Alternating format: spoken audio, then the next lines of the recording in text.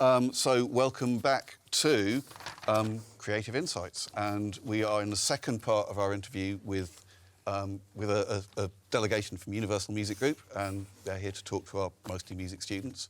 And we're looking at life in the industry and what it's like to work in the industry. But you also have some pretty interesting job roles that some of our artistic members of the audience might be interested in as well. So I've got James. Hi. Yeah. And you work at Decca. Yeah, at the that's moment. correct. Yeah. And how does this work? That's a sub-label of Universal. Yeah. So UMG is like, I would almost refer to UMG as like the big picture, and then within UMG UK, UMG UK, we have Decca Records, Island EMI, and Polydor Capital Group. Is that what it's called? Polydor Label Group. Polydor Label Group. And so within that, they are the labels that UMG run. And so, yeah, my job role is specifically within Decca. Okay, and we'll be coming back to that in a second. Yeah. And Ali, welcome. And you you're involved in events. Yeah. Can you tell me a little bit about that? Yeah, I am part of a team that basically plans events for artists, staff, etc., etc. We also have a leg of the team that do like artist trips. So if an artist coming in is usually from the US, we look after them, do their schedule, book them dinners, etc., etc. Okay. And LouLou? Yes, and I'm part of we have a newly formed audience media strategy team, which has come together just to as the industry is obviously changing, things have got a lot more digital, and we're like that artist. We help all the artists and the labels with what they need. Okay, so I'm going to come back to that in a little bit because it's quite an interesting thing. We have, we have a lot of people in our college who they're very interested in making music. But then when it comes to kind of marketing music and putting out music, it's kind of quite a lot of musicians are not necessarily that interested in that. So they need someone to help them out quite a lot of the time. So we'll be coming back to that in a minute. So I'm going to come back to you, James. So you are you're marketing coordinator at Decca at the moment. Yes, that's correct. But that's not always been your role. No, definitely not. I've kind of spanned across quite a lot of the departments within Decca. So I came on board as a label intern, so within that I worked for the A&R team, the marketing team, digital, streaming, promo team, so I sort of worked across all of the departments, and then I progressed into being a label coordinator, so just a more elevated version of that role where I had a lot of focus on working in the A&R team as well with scouting artists and that side of things, and then recently, about 6 months ago, transitioned again into this marketing coordinator role, so focusing more on artist campaign management and release strategy. Okay, so I'm going to ask, because I know it's going to be of interest to most of the audience, a little bit about the A&R side of it, and because let's face it, most of my students aspire to be music artists. Okay. So if I was a music artist, and firstly, I think talk a little bit about these different labels, maybe, because are there label identities? Is it that Decca will be looking for particular genres or styles of artist, and Parlophone might be looking for something different? Or Sorry. Yeah. I'd say there definitely is an angle of that, but ultimately, I think if you were coming from an artist perspective, if the label wants you, it won't really matter what genre or type of music you're making. If that label wants you, they want you because they believe you will fit into their ethos. Okay. So there was a lot of this. Because I'm no longer 18, which is a surprise. But in my day, the A&R thing is people go out to gigs a lot. They spend a lot of time in sweaty pubs in Camden, listening to 20 terrible bands, and then one of them comes along and goes, "I'm going to have them." I assume it's not like that anymore. But there's definitely still happens. You're still expected to be out about, having a very much your ear to the ground and being at events and gigs where new artists are playing. There's new artists every day, new bands, everything to go and see. So that is very much an expectation. You'd still be out to go and see that. But you're right, a massive shift in the industry over the last few years or so has been the use of data and analytics to help find artists around the world in a more global approach, and help you sort of get to the start of things you are looking for more accurately, rather than spending time in sort of certain areas which may not be as efficient. So I'm going to kind of come through. I'm going to maybe take this artist journey through, because I'm an artist and maybe I've signed to Decca, maybe I'm lucky I've signed to Decca, amazing label, right?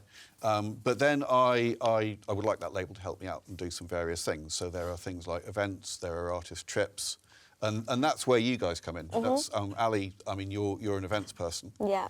So is that events on behalf of artists, or is that corporate events as well, or a bit of both, or? A bit of both. If you're an artist and you've signed to Universal, it's usually like I'll put on a fan event. So you'll be releasing new music and we'll get loads of fans in and it will be like a party for the fans. Did like a Selena Gomez one last week, for example. All her fans came in and we just threw a party in celebration of her new album. Or media events a lot of the time, artist dinners, playbacks. We do the Brits and like a massive conference for Universal called U Music, which is like a small festival. So I'm like producing the events, basically. Yeah. So what does that event production involve? I mean, we some of our students might get what's it? So if I'm producing an event for Universal, what I don't just get up in the morning and go, oh, I'm going to plug the mic in. No. Sourcing of venues, security, hosts, food, drink. The health and safety is a big one. That's like a big part of my life. How the artist gets there, looking after the artist, the rider, the music. We have to make sure, obviously, we use really, really amazing production teams on a lot of our events. That is like our key thing. But yeah, literally everything. What hotel they're going to be at, who's going to be looking after them, the performance.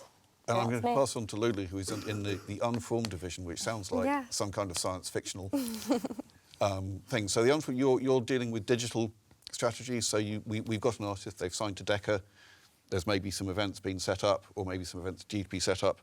But then there is this new digital world of all sorts of craziness, AI and socials and everything's happening. Yeah. So you're presumably playing quite a big part in how UMG approaches that. Yeah. So we have a new division called Audience Media Strategy, and within that, the audience team looks after maybe creators, fans, anything to do with like what you might find online. So, I don't know, someone from Decca posts something on Instagram. Who likes that? Who are the fans? Who are their core fan base? Who do they want to engage more? That comes through the audience side. Then we have strategy side, which might see someone's releasing a new album. How would we get that to #1 if we want that? Like, what does the artist want? That works more closely with like artist managers and that side of things.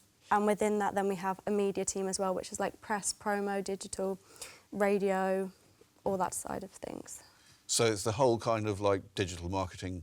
Yeah, it's everything come into one. So like we're all really accessible for the labels. So is that kind of working with James, because you're a marketing coordinator? Yeah, so I think, this new division has really been really helpful because it's come from knowledge from all the label groups coming together into one department. So there's been a real big shared knowledge base for that. So yeah, you're right, something we might do is approach LouLou's team and be like, we want to identify this new artist that we've just signed. We want to identify who their fans are, what are their interests, what sort of books are they reading and stuff like that. And that is definitely part of the service that they could do. But also when our artists are going out to do live lounges with BBC Radio 1, part of that team will also go there and control that side of it. The promo team will be, on hand to help them, and that's what they do. So all sorts of angles we can be working together in. Yeah, we all cross really nicely because crossover. even Ali comes into our team and helps with the events that we do. We obviously go from what James asks us to do as well, so we all cross over really nicely. We're all linked. So it's not silos, it's kind of everybody has to work together. Yeah, definitely. So I'm going to, I think we've got a few minutes left, we've got maybe 3 minutes left, something like that. So I'm going to ask everybody quite quickly so very quickly, and this might be too quick, talk me through your day. I get up in the morning, I'm James and I get up in the morning, what do I have a cup of tea and then? Yeah, I'll be in the office in the morning. There'll definitely be some meetings first things with different artist groups and different members of our artist roster that we're working on, depending on what we're looking at. There'll be time at my desk going back to emails, replying to management or talking to events about an upcoming thing we have with them. More meetings, lunch, then back to probably going out of the office to meet with other people and discuss upcoming projects. And that could be one of many days, and there's many iterations, but I'll let the others Yeah, carry on. I think I'm going to ask the same thing, Ali, if you Yeah. could talk me through your... I don't spend that much time in the office, to be honest. I used to do promo, so I was in the office a bit more. But yeah, events is site visits, actually going to events, going to new venues. We go to a lot of like new restaurant openings, bar openings, because we always need venues for events. So that's a lot of my day spent doing that. And then I guess we have an influx of events. There's only 4 of us in the team for the whole of Universal. So we get, it's a good old time. So yeah, we get a big old load of events in, so it's basically me planning the events and starting going with it.